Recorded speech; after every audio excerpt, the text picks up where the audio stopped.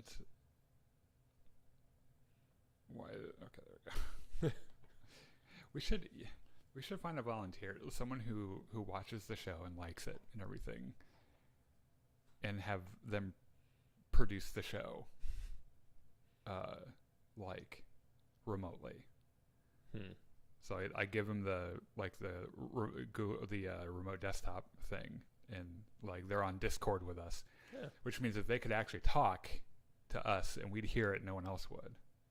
Yeah, just give a stranger on the internet unfettered access to your computer. It would have to be someone I know, Chris. Like someone who's been like around for a while, that you know.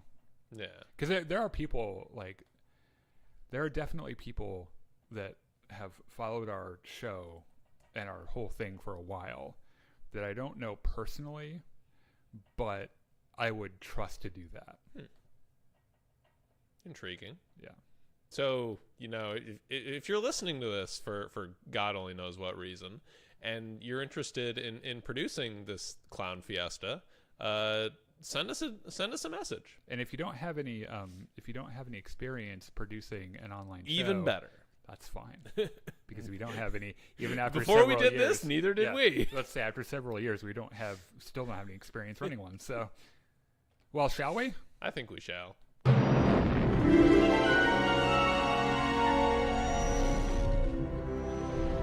Welcome to Jedi Enclave. I'm Daniel. I'm Chris. And this is your weekly show. It's the Jedi Enclave presents the Now This Is Podcasting podcast. Yes, where we talk about Star Wars things and Star Wars adjacent things, like Star Wars news. And when there's a Star Wars show out, we talk about it. When there's a new movie out, we talk about it. But there's none of that right now, so we're going to talk about Marvel today. Yeah, so we do like nerd adjacent things too. So there is Star Wars news today. Yes, quite a bit of it. We're going to talk about Jon Favreau's Mandalorian film, which had a big, exciting update today, in the last week. Charmin Obaid-Chinoy has apparently made some controversial statements that we're going to talk about that aren't really that controversial, but we'll get there. And you and I both this last week watched the Marvel's new Marvel Spotlight show, Echo, yeah, that premiered on Disney Plus. So we're going to review that. We'll do a spoiler-free little chat, and then we'll spoil it. And I want to get done a little early if I can today, because there's no way that's going to happen, but go on. One way or another, there will be surprise content on the channel today, and it will either be at the beginning of our Battlefront stream, which will start at 7, or it'll be before our Battlefront stream as a separate thing. But if you like the page, if you follow us on YouTube and you sign up for notifications, YouTube, Facebook Live, Twitch, you'll get a notification when we go live, and I'm not gonna tell you what it is. It's a surprise. I'm extra excited because this is a surprise to me too. Time codes are in the description. So if you're watching the podcast version of this later on, and you just want to get to my groundbreaking thoughts on Echo, you can skip to that. Or if you just want to. If you want to see us talk about the Star Wars stuff, that'll all be in the description. And while you're here, make sure you subscribe, comment, subscribe, share it with that one weird uncle of yours. Yeah, Jesus would want you to do that. I think. I don't know. Yeah. Maybe he it seems real. Yeah. Our Discord, the link to our Discord server is in the description. Also, you should join us there. Lots of fun conversations we had there. Lots of memes. Yeah. And like I mentioned, Battlefront 2 will be happening at 7. Gungans and Dragons Sunday at 7. And we have and we shield for everything. Do we need to mention Connor? Oh, Connor at the Star Wars Hub. Yeah. Yeah. Our buddy from across the pond, who puts up with our bullshit. And there's 2 of the few Facebook pages that are actually worth your time. Also, there's more to him than him just being British, but if there are, I don't know them. All right, now we've shielded for everything. Yeah, let's get in this, because if we can get done by like 40-ish, 6:40, they'd be perfect. That way I got time to... Well, good luck to us. We'll see how it goes. Let's just fucking speedrun this shit. Let's talk about the Mandalorian movie. Okay. This last week, Star Wars kind of dropped a couple surprise information bombs on us. The Jon Favreau's Mandalorian film has an official title called The Mandalorian and Grogu, which I know. It's fine. I was like, that'll probably change later, right? I mean, it's descriptive, if nothing else. You know how Agatha Harkness, the Agatha Harkness show, has changed titles like 4 times? Yeah. I think something like that will happen with this. Because I was like, The Mandalorian Grogu, you are going very literal with this movie title. I mean, it's a Mando movie. Yeah. That's exciting. Right. That's apparently the title. It's going to go into production later this year. And it's going to be produced by Jon Favreau, Kathleen Kennedy, and Dave Filoni. That is the line of usual suspects. Right. And it makes sense for Dave Filoni to kind of weigh in this. First, Jon Favreau said, "I've loved telling stories set in the rich world that George Lucas created. The prospect of bringing the Mandalorian and his apprentice Grogu to the big screen is extremely exciting." So that's how he kind of pulled up on this. The thing that, like the Dave Filoni thing, despite him being on other Disney Plus stuff anyway, we've been guessing for a while that this is like the culmination of all the Disney Plus properties, minus Andor, because we know how that story ends. Yeah. But like The Mandalorian, Book of Boba Fett, Skeleton Crew, Ahsoka. Wasn't there one more? Was there? Probably not. I don't know. But they're all kind of like leading to that. And there's another thing coming up that I'm curious to know how they're going to fold into it. But I will probably just chime in on that when we get there. So yeah, Mando movie has a name, going into production later this year, which means probably 2026. Yeah, it depends on when they go into production. Probably, I would bet winter of 2026, like maybe around Christmas time or something like that. Well, I think that's autumn of 2026 technically, but whatever. Yeah, I think end of 2026. I would bet that if they're going back to this model where they're not doing like a Star Wars movie every year, there's like it's supposed to be like a special thing, right? Where like we get one every few years. We do know they like to drop Star Wars movies at Christmas, right? And it's because they do very well then. So I would bet that they're probably looking for like a Christmas release. Okay. All right, next. That same announcement, by the way, Lucasfilm also confirmed they're working on Ahsoka Season 2, which is very intriguing. Yes. So we know Dave Filoni's involved in this. The intriguing thing here is that there was supposed to be a movie that wrapped up all this. That we just talked about. Yeah. And, like, you could kind of, knowing how Ahsoka Season 1 ended, you kind of turn your head and squint and see, okay, I can see how that would connect with everything else. Yeah. But two possibilities here, and both could be true. Yeah. Number one, Disney saw how much money it made and said, we need that. We need more subscribers. Yes. You need to keep making this. Yes. Number two, there was always a plan for a Season 2, and the story just hasn't progressed to the point that the movie is going to wrap everything up at. Yeah, it depends. So I posted. So first of all, the announcement for this was fucking bomb. I guess Dave Filoni drew something because he's drawing all the time, and that was their announcement.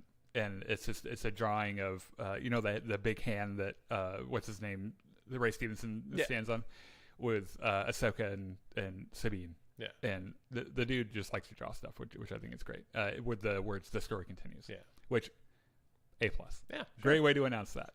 However, and I posted that when I posted the news this week. I was like, I don't know how I feel about this. Does this show need a second season? And there are, of course, like every person in the world who doesn't read posts who are like, they're like, why would you even ask this? Like they didn't, like it ended on a cliffhanger and blah, blah, blah, blah, blah. And it's like, I didn't say, does this story need resolution?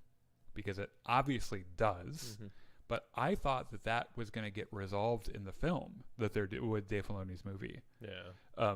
And I would bet money that they were like, fans liked this. They liked the Anakin Skywalker stuff in it.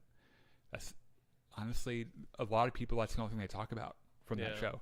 And they're like, all right, so we're going to do the Hollywood thing where if we do something good, people like it, we will do it again. Yes. Because we know that it will make money. And that isn't the best reason to do a show. No, not at all. Now, I agree. Like, there are hanging plot threads. Like, we want to know Shin Hati is still on this planet. And she's in charge of some weird nomads, yeah, apparently? she's become a feral. Like, yeah. And like Balin's skull obviously is on his own journey, and the good guys are stuck far away. And then you in the in the Skywalker galaxy you have Thrawn showing up with all the witches and all that shit. I just kind of always assumed that that's what the movie was going to be, with like opening crawl, if they do an opening crawl, being like Thrawn's back. Thrawn's back. Everyone's here. Fucked. You go. And someone gets on the phone and they call down. They get their Rolodex out. First thing in the Rolodex, Mandalorian. They're like, "Hey, are you and your kid available?" And you're like, "Yeah, we're not doing anything." Then you get Boba Fett, and they're like, "Hey, you and Robo Abs, you good for an adventure?" He's like, "Yeah, we're fucking by now." Also, we have Black Chrysanthemum with us. Is that okay? And they're like, "We know it. Absolutely." Luke Skywalker. Please say that you're available, because honestly, this whole thing, we just might die. Well, I have been spending a bunch of time going through Palpatine's old Force vaults, but I think I can make time to deal with Thrawn. You guys go do your adventure. When everything is lost, like when all hope is lost, I'll show up. There'll be one X-Wing coming out. And I got you. Don't worry about it. Yeah. And that's what the movie was going to be, right? Yeah. Because I cannot imagine what storyline they could do with the Mandalorian and Grogu that would be a feature film length thing. Yeah. That isn't this, right? So maybe they do a season 2 where they flesh out the story more than they could have in the film, and then the film is still what we think it is. It just, now that they've had a second season, they've written more of the story, like it's a little more fleshed out. In which case, if they do that and they do it well, fucking bring me a second season of Ahsoka. I'm all for it. Yeah. But if the only reason we're doing this is because, hey, people subscribed to see Ahsoka season 1, we can get more subscribers doing it with season 2, and they don't deliver on it, like, why the fuck? Like, why the fuck would I care about that? I have two big thoughts here. Number one, what the hell are they going to do about Balin's skull? Like, Ray Stevenson dying was a tragedy in so many ways. You got to recast him. They have to, but are they going to? I think they have to. I don't think that they're going to leave his story alone. What I'm asking is, do you think Disney isn't going to try to like AI fudge it together? Or, I don't think so. So all their AI stuff, most of it has been just all of it has been AI alive people. Deepfake. Yeah, but they're people that are still alive, right? With the exception of Carrie Fisher at the end of Rogue One. Peter Cushing, Rogue One. Right. And that looked really fucking weird. Yeah, but that was also the first time they tried to use that. He also died a long time ago. Yeah. Like, Ray Stevenson just died. It would be really weird. It would be really weird, but I'm not putting it past Disney to try. I would bet that they recast. And my fan recast right now, I will die on the sill, is Graham McTavish, who is in The House of the Dragon. I was going to say, he's a Game of Thrones guy, isn't he? Yeah. And he's that tall, bald motherfucker who's the captain of the Kingsguard. Okay, yeah. Do you know who I'm talking about? Yeah. The dude looks just like he could do Balin's skull. Okay. And he's a fabulous actor. And he's 6'3". Okay. And he's these really are all big. very important. He's really big. Yeah. And he kind of looks like him. Okay. Like, it could totally work. Yeah. My second thought is, please, dear sweet God, tone back on the fan service. Yeah.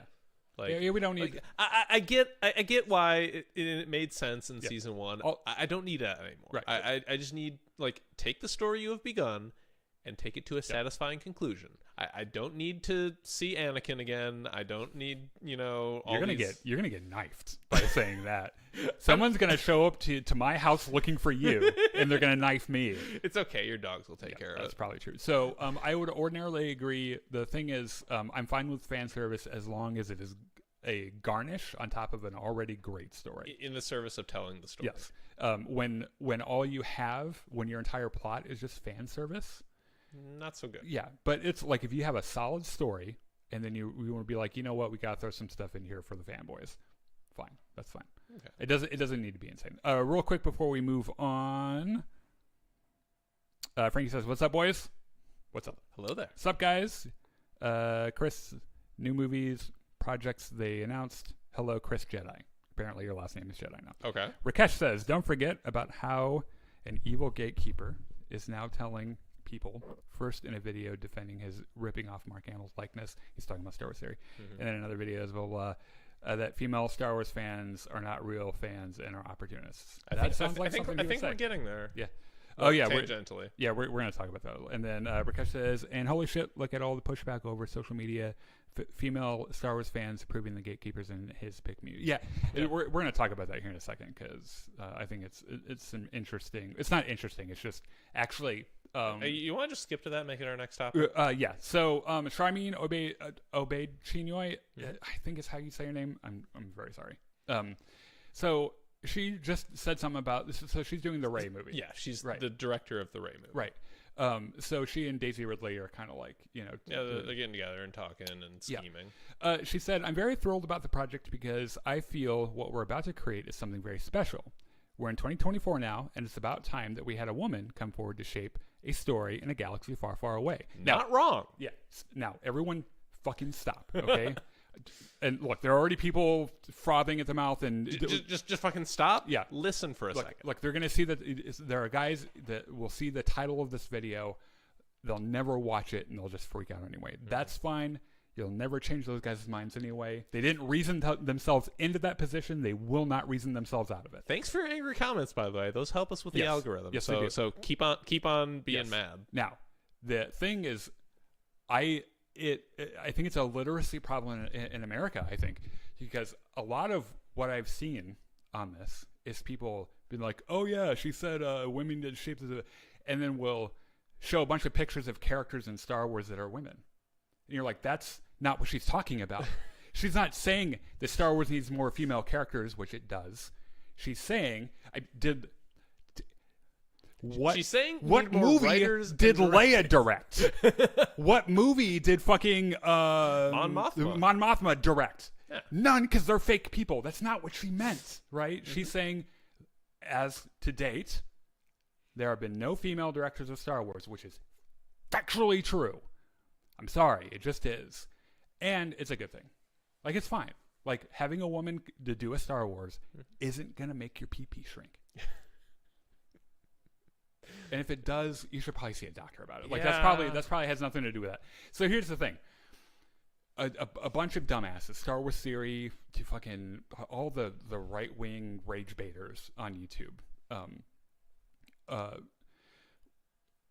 Someone weighed in on this on our one of our Battlefront streams this last week. We're like, oh yeah, did you see that she said she wants to make men uncomfortable with Star Wars? And I was like, really? Because I read her comments and I don't remember her saying that. Yeah. And he was like, oh, I read it on a news site. And I was like, okay, cite your source. And let's investigate the material. He didn't say, but I was like, if it was any of these things, it's probably bullshit. So I looked into this. It turns out that it was a quote from a panel that happened 8 years ago. Mm-hmm. Way before, not even about an entirely different movie, right? About an entirely different thing. And she was it, and the quote's taken out of context. Yeah, it's not even. It doesn't even mean the thing that they want it to mean. Mm-hmm. And even if it did mean the thing that they wanted to mean, and she was literally like, I want Star Wars to make men feel uncomfortable. So the fuck what? Like, that's fine. Like, art is supposed to make you, like... some of the very best art makes you uncomfortable. Yeah. Like fucking Schindler's List, for instance. Yeah. Deeply disturbing movie. Yeah. It's also beautiful. Yeah. It's just like... I don't know. We're not going to say anything about this particular subject that hasn't been said since 2016. Especially because the people who are making the argument are making it in bad faith. Yeah. And you can't argue with people who aren't arguing in good faith to begin with. That's the perfect way to put it. That really is the perfect way to put it. You're not arguing in good faith. The discourse here isn't genuine. You just want to make your YouTube video that will make money, and so you put a title that you know is a lie that will piss everyone off. That's your side of the argument. Here we are with facts. And it's like the guy that walks into a grocery store, grabs a banana, walks up to you and says, "This is an apple." And you're like, "What the fuck are you talking about?" It's a banana. He says, "It's an apple." No. And you're like, "Oh, it's a banana. It's yellow." And when you start explaining it to them, they shove their fingers in the ears and they start screaming "Sweet Home Alabama." Like they don't, like, reality does not matter, right? It's just like whatever clickbait bullshit you can put on YouTube to get people to click on it so you can get your paycheck. Like, that's all that matters. Mm-hmm. Anyway, let's talk about something else. Let's talk about Adam Driver for a second. Okay, good, because I need a break before I go off on Benioff and Weiss. So, Adam Driver was talking to... Who was he talking to? Was it Variety? The Smartless podcast. I'm sorry. Yeah, okay. And Adam Driver said, quote, "They're doing stuff, but not with me. I'm not doing anymore," unquote. Which is good, honestly. Wars, yeah. Like... Well, also, his character died. His character is dead. Yeah. And death has to mean something, or else stakes don't mean anything. Then why would you ever... Yeah. Because they've pulled that trick so many times already. Yes. I'm also going to say that this is more or less what Liam Neeson said before the Obi-Wan series, and then he showed up as a Force Ghost in the last episode. Yeah. So I wouldn't put it past them having a Ben Solo Force Ghost appear at some point. Yeah, but like it's the character as a major driving force in the plot is dead and should stay that. It's Andrew Garfield. After footage leaked of him in the Spider-Man movie, him saying, "I'm not in the movie. I'm not in the movie. I didn't get a call," and then he's in the entire third fucking act. Yeah, it's like. On one hand, you can't trust anything they say. Yes. On the other hand, if he's not it, that's fine. That's fine. Which is too bad because he carried the sequel trilogy. Yeah, he did a really good job. Yeah, he's phenomenal. All right, so I'm going to try to control my blood pressure on this next one because good luck. These guys didn't even say anything particularly terrible. I just hate them so much. Okay, so Game of Thrones creators, Benioff and Weiss. Mm-hmm. We're talking about their shelved Star Wars film. Okay. And they were like, hey, it was going to be called The First Jedi. Okay. And it was going to explore the origins of the Jedi Order. And they're really good friends with Rian Johnson. Mm-hmm. And then he called his movie The Last Jedi. And they're like, yeah, and he kind of ruined the title and blah, blah, blah. And this is all interesting. Yeah. And everything. But let's talk about why you're not doing Star Wars anymore. And it's because you fucked Game of Thrones. Everyone hates you. And Star Wars fired your ass. So I don't care what your movie was going to be called. You didn't have so they got around to the end of Game of Thrones, right? Mm-hmm. Season 8. HBO was like, you want to make like 12 episodes? Yeah. No. They didn't say 12 episodes. They said, you can have as many seasons of this going forward as you want because it was their cash cow. Yeah. Game of Thrones was making them so much fucking money. Making House of the Dragon. Right. They're like, you do as much of this as you want. And we'll keep paying for it. And they're like, nah. We're going to do a few episodes in season 8, and we're going to be done. Because we're tied up with a bow and get out of here. Yeah, and the bow is just going to be a piece of dog shit. And that's how Game of Thrones ended. And this isn't a you know how like Star Wars fans will freak out about, The Last Jedi or anything. Yeah. Genuinely. It's pretty universal. Genuinely, people, Game of Thrones fans, universally... Even me, who like there is stuff in the 8th season that I really like. Mm-hmm. The ending was just like, the fuck? Why did this happen like this? And so, like, in the gall is that they appeared at a panel a while after that, and people were like asking them about how they approach writing and stuff, and like how they prepared for writing the show, and they're like, we didn't. We were just winging it. And then Star Wars is like, yeah, they don't work for us anymore. No, we don't know them. Yeah. Which I was like, good. Because after that, like, even if their Star Wars shit was good, I don't give a fuck. Yeah. So there, Benioff and Weiss, suck a dick. Speaking of stuff that's not good, let's talk about Zack Snyder. Oh, God. So, of course, it's pretty well known that his recent movie, Rebel Moon, which is not very good, was originally conceived as a Star Wars movie. Yes. Zack Snyder went on a podcast. It was gonna be the Star Wars movie that's it was gonna save Star Wars. Yeah, right.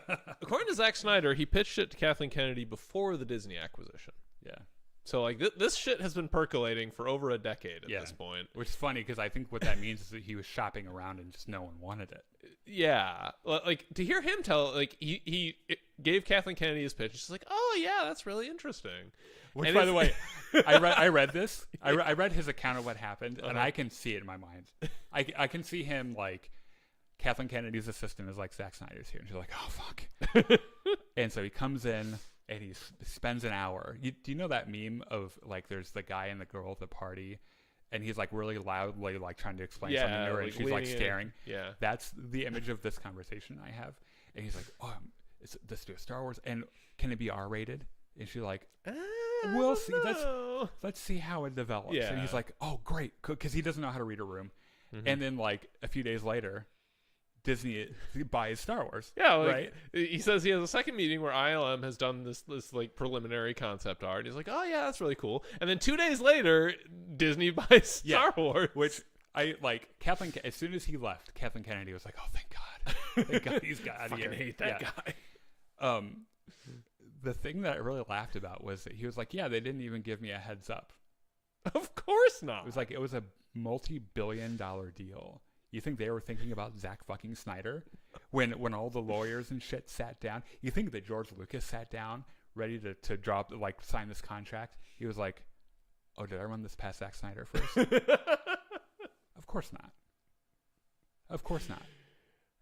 Why the fuck do you like? Because he thinks he's so important. Yeah, I don't know. And the thing is, I'm trying not to make this where like I hate a man because of a thing he made, but we've talked about this before. The movie's really bad. It's not just that. Like the release the Snyder Cut thing. Oh God, I'm so tired of hearing about Zack Snyder, and I'm sure he's a fine person, and when he was doing Justice League, his daughter tragically died. That's why he had to step away from it, and that has to be just unbelievably terrible. And I totally get that, and I wouldn't wish that on anyone who I actually knew and didn't like. But I'm just so tired of all of it, and like this hype around Rebel Moon, like, oh well, you guys don't like Disney Star Wars? Here's the new Star Wars. Here's the fix for it, and it was fucking terrible, just fucking terrible. Really bad. Yeah. So Zack Snyder, I obviously don't personally know you. No personal animus here. It's just if Jesus you're a cool Christ. guy, you're a cool guy. I'm just so tired of seeing your name in things. All right. One last thing. I was hearing about a rumor about a Star Wars What If series that was mentioned. I guess hopefully with Yoda dropping the Justice Star on Coruscant, because holy shit, that would be pretty neat. It was mentioned, I think, in the Hollywood Reporter, but it cited a really dubious source. Like the track record for that source wasn't any better than chance, just like guessing things. So I don't believe it. It's going to take a lot more than this for me to even like get hyped about it. It's interesting the Hollywood Reporter would even pick it up. I was thinking about that too, but we talked a little bit about it last night, and about how like just because like Disney could just call it Star Wars What If, and just have the branding similar to Marvel What If, because it would make kind of sense. Yeah. But what's Marvel gonna do? Sue them? Yeah, right, exactly. But we also threw around, like, I think it would be really cool if they just called it Star Wars Legends. Yeah. And like they do some adaptions of some of the Legends stories, or they go like full out crazy. Like, I mean, knowing what Disney Star Wars has been, I don't think they're interested in any 1-to-1 adaptations of Legends. Yeah, I wouldn't guess. I could see them pulling in some stuff and then giving it a new twist. I think that's kind of what they're doing now, because we talked about this last night as well a little bit.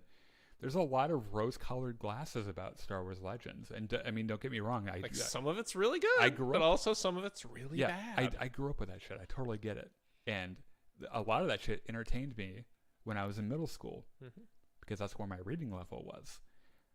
A lot of those stories now, like as an adult who knows how to read, they're not great stories. Some of them are amazing stories, don't get me wrong. If you need to be disillusioned about how, Star Wars Legends was so great, go read The Courtship of Princess Leia. It's not very good. The Truce at Bakaru.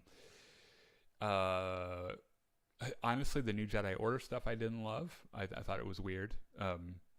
I liked some of the Yuzong Vong stuff, but some of the stuff in the same series I wasn't crazy about. There's a lot of mixed stuff out there. Yeah, and it's because they George Lucas didn't give a fuck. He did not give a shit. Like, he was just willing to stamp Star Wars on anything that would make money. Yeah, and and that's fine. I don't think he wasn't thinking long term about it. So the quality swings wildly from book to book. You have Timothy Zahn, and then you have Michael, Timothy Zahn, and Michael Anderson, who did the Jedi Search series, which I think was really good. But and like Dark Empire 2 is a really cool comic, and surprise, Palpatine coming back wasn't like that. Didn't start with Rise of Skywalker, that existed in Legends already. So I think that already they're kind of doing that. They're like, oh, what's the good stuff from Legends? Thrawn. Let's pull him out. Thrawn's pretty good. Yeah, in doing stuff like that. Dust him up, make him nice and blue. Yeah. The cool thing about Thrawn is they brought Timothy Zahn back to write his new trilogy or the new set of books and everything for him, and like he's still involved in the character, which I think is kind of neat. All right, let's move on. We're changing gears, and then if we could keep this to 10 to 15 minutes. Oh, I don't know, man. Okay, so this is going to be our spoiler free. We're talking about Echo, by the way. Yes, Marvel miniseries. Yes. Marvel Spotlight, which is supposed to be the new for adults, but also a big part of the hook is it's a the smaller stakes. Okay. Like it's a more intimate story with it's not like universe ending. Sure. Okay. Which this show falls into. Yeah, I'd say so. And if I'm going to say some spoiler-free words about it, I woke up this morning, was going about my business, and I was like, oh, I haven't watched the season finale. I forgot to watch the season finale. Oh. And then I was like, that's how I feel about it. So let me tell you. Okay. There are things in this show that I love, like the idea of. I love their commitment to the American Sign Language thing. Mm-hmm. I love that they have a deaf character. I love that that's a plot point. Yes. I love that they were culturally sensitive and they cared enough about the culture of the Choctaw people to be authentic with it. I thought that was cool. I love that they got as much buy-in from the Choctaw as they apparently did. Yeah. Because they had the language. Yeah, the Choctaw Nation was all about this. Yes. Which there was even a dub in Choctaw, which is really fucking cool. Yeah. Like that shit I love. Make more shows that are more sensitive to Native American culture and different tribes and everything. Make deaf people feel more included in a fucking superhero story, right? Yeah. Like, how fucking cool would that be to be a deaf kid to see a deaf superhero or anti-hero or whatever the fuck Echo is? We'll get there. And an amputee, right? Like all these cool things. That being said, can I add on a couple more things? Yes. Alec? Yeah. I thought the music was pretty well done. Both the stuff that was composed for it and their use of outside songs. Yeah, they use in one episode they use Alison Krauss's setting of Down to the River, but I felt kind of weird about it. Really? Yeah, because that's a Christian song, and the natives weren't Christian until we threatened them with death. That's true. Over it, and then they're like, "Oh, I guess we're Christian now." So it felt a little weird that they'd be using a hymn. Yeah. But Alison Krauss's setting of Down to the River to Pray is fucking fire. There's very few musicians that could make me even consider believing in God. Alison Krauss is one of them. Yeah, I've always maintained that no wonder people believe in God, because some of that music is real fucking good. Yeah. They got good music. Similar vein, I like how they played with sound. Sometimes they would a car accident without any sound at all. Yeah, just to get you more into Maya Echo's mindset. Yeah. I thought most of the action scenes and fight scenes were pretty well done. It was better than the Netflix Marvel stuff had this thing that they'd fall into where every fight would happen in a hallway because it's just easier to film and it was an easier way to have everyone come at the hero one-on-one because people don't do that in real life. Right, you don't have a big mob of people, and then the first guy comes and you beat his ass, and then the next guy comes and you beat his ass, and but you put it in a hallway, then you kind of have to do one. Right, yeah. So they kind of stayed away from that. The VFX I thought weren't good. Yeah, there were definitely a bunch of shots of the woodpecker. Yeah, did not that fake ass woodpecker. Yeah, or the whole action set piece that happens on the train. Yeah, looked definitely really rough, and look, that looked like they did it on the volume. Yes, absolutely. And look, I get it. It's it didn't have a feature film budget. I totally understand why it looked like that, and it's why it out of all the things that that I'm grading this by, that's probably like lower on the list because, you know, I've seen shit on the volume before. It's whatever. It's fine. If they like if it's an action set piece with like where the VFX is like kind of crunchy, but the story is really good and you understand the stakes and you're rooting for the hero, then fine. I can ignore that shit and just kind of enjoy the ride, right? I just was like, I forgot to watch the season finale, Chris, until this morning. And I was like, oh, right, I have to watch that. I think the last big thing I want to shout out, I thought a bunch of the cast did a fantastic job. Oh, absolutely. I think the acting was great. Vincent D'Onofrio, of course, got to start with him. I don't like him. Really? I'm sorry. Yeah, I should have prefaced, I loved everyone but him. And he does this weird vocal fry thing where he's trying to make his voice lower than it actually is. Yeah. And like, it just kind of... going to get... Right. And it's just like, and the way he says certain words, and look, these are things that he probably can't control. I totally get. Yeah. Like, do you think he's actually that big? I don't know. Because Kingpin in the Kingpin in the comics is like but the size also of a house. Him in the show, he's really big. I wonder maybe if he's got some stuff on. Or I feel like he has to. Yeah. Bunch of the other actors. So Maya, like, there's a unique challenge there because ordinarily a lot of acting is like how you use your voice and how you intonate and how you pace your words, and that gives signs to what the character's state is. Maya, like, that actress had to do a ton of acting with her face and her body language, and even some of it in the sign language, like whether she was fast and angry with her signs or slow and hesitant with it. Yeah, I totally agree. Yeah, Scully, the grandma. No, the grandpa. Oh yeah, he steals every scene he's in. Do you remember when I think he was in The Last of Us? Oh, was he? He was. You might remember. The old couple in the cabin. Yeah. Which, he's pretty much that guy. Yeah. And I really like the grandma too. I think she was cool. The cousin, not the girl, the Biscuit. Yeah. Biscuits. Yeah.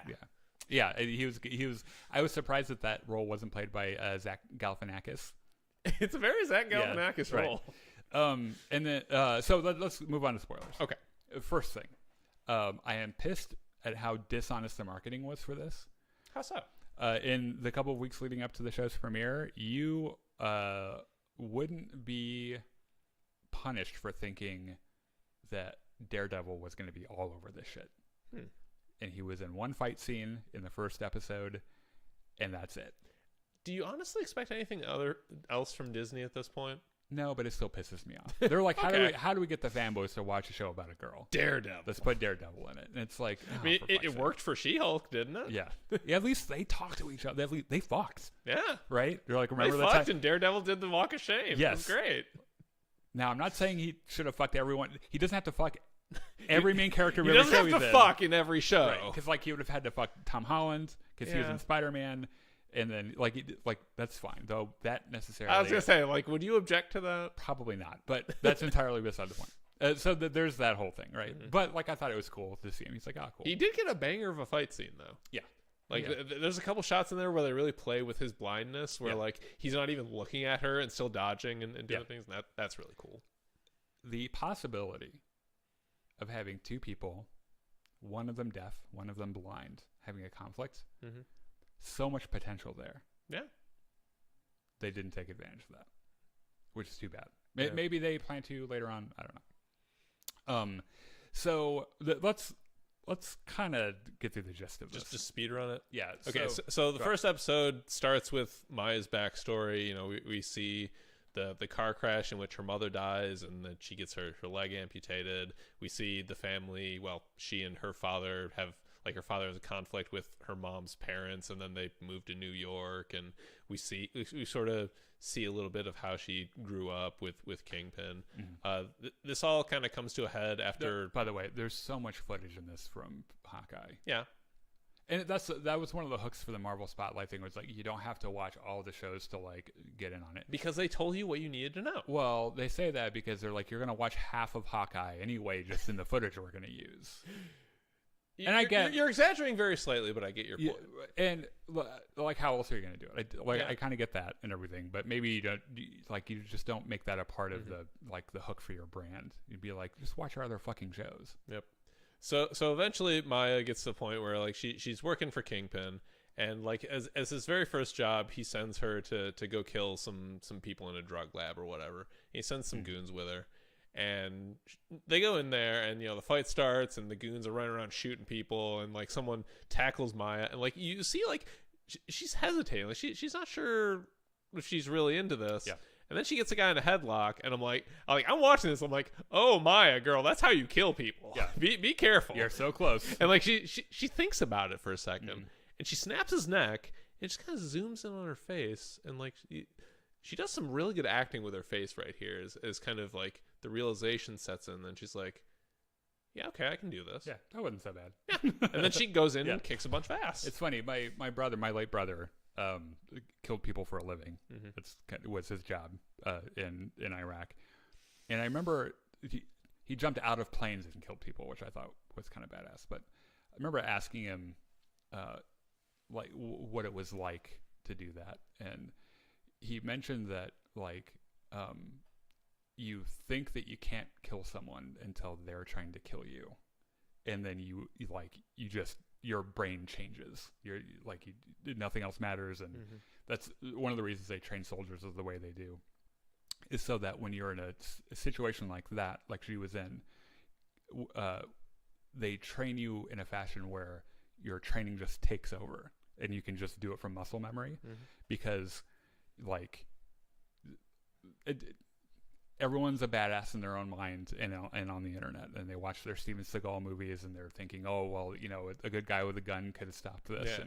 And when you actually get in a situation like that, what's likely going to happen is you're going to shit your pants. And I don't care how fucking tough you think you are, that's what's going to happen, right? And so I thought it was interesting that she had a really similar thing, where like she had plenty of martial arts training. She was a badass already. She walked into the situation and was like, what? And then it took someone directly trying to kill her where she was like, oh, okay. Yeah. And then everything changed, right? So I thought that was cool. We get the fight with Daredevil, which, as we said, was pretty well done. Yep. Kind of fun. Yeah. I like the part where she like just starts shooting a whole bunch of guns at him. He's just dodging, and then eventually like knocks over her. Did you notice he reacts? The thing that gets him to react is she makes a lot of noise. And so like when she pulls a gun off the thing, like there would be a like kind of a loud scrape, and then Daredevil would be like front flip, like it's time to do a move, right? Yep. And it's like there's so much potential with this particular combination of people. I hope they do more Daredevil Echo stuff in the future. I'm a little pissed they didn't do it in this show. So the general thing is Maya's trying to like find who she is. Kingpin has like molded her into a tool for his empire, right? So like after she shoots Kingpin in the face, which he was totally fine from, apparently. Well, she jumps on her motorcycle, goes riding. We catch up with her in Oklahoma, and she's like got this bullet wound in her side, and she's trying to no sell it, but she's kind of in trouble there. It's a bullet wound. Yeah. What are you gonna do? Got some blood loss. So she gets back to her childhood home and kind of sneaks in and like stitches herself up with dental floss. Great way to get an infection, by the way. Yeah. And like sleeps it off, and she wakes up the next morning and look, it's her fucking cousin Biscuits. Yeah. And his dog. Yeah. Yeah. Biscuits has a good dog. Yeah. Billy Jack? I don't remember. I think that was the name. Anyway. We see it once and we never see that dog again. Biscuits is like, hey Maya, you gotta tell everyone you're home, and she's like, no, don't tell anyone I'm here. Like, let's just keep this between us. And by the way, like, can you help me with something later on? He's like, okay, what are we gonna do? So she goes talk to her uncle, who is, I guess, the Kingpin's local guy, and she tells her uncle like, hey, I'm gonna do this. He cooks the books for the train stuff to ship his weapons, pretty much, right? And she tries to convince her uncle to join on her side and to try to take over Kingpin's organization, and he's like, too much heat. No, too much heat. I like the people around here. I wouldn't bring that to them. Yeah, pretty much. Yeah. So she's like, well, okay, fuck you. Hey, Biscuits, let's go rob.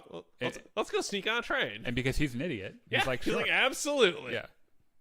So we get this nice little action set piece where like Biscuits is driving after the train and Maya like jumps onto it from a bridge and she's sneaking around and cuts her way into a car and she's out. And at the end, Biscuits is like, oh, you did all that. Like, what the fuck were you trying to steal? She's like, I didn't steal anything. Mm-hmm. So we cut to New York where this train arrives in a warehouse and they start unloading it and they open the box and it fucking explodes. Everything explodes. The whole warehouse blows up. There's a roller rink with a guy who cleans the roller skates, who is the same actor in The Mandalorian, season 2 finale, where they captured Dr. Pershing's shuttle. Mm-hmm. The guy that holds Dr. Pershing at gunpoint, who antagonizes Gina Carano's character. Mm-hmm. Who was like, oh yeah, I saw Alderaan, blah, blah, blah, blah, and she shoots him in the face. Yeah. That guy. Oh yeah. He has a very unlikable face and a very unlikable voice. Say, he plays that type of character very well. But anyway, the whole thing is like Kingpin's trying to figure out a way for her. Kingpin survived, by the way. Yeah. Spoilers.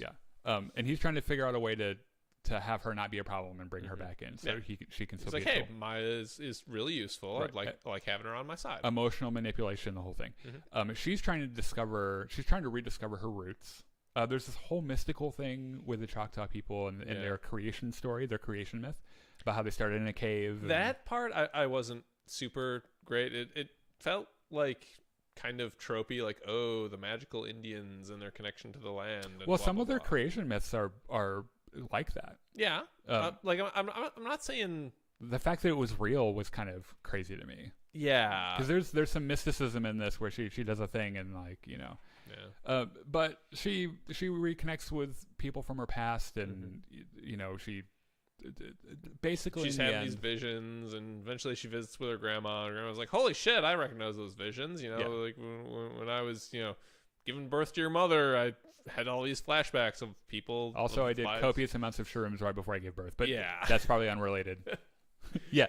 And the whole thing, I guess, Kingpin was going to roll up to a Choctaw powwow and kill everyone. Yeah. Like, do a hate crime. I guess.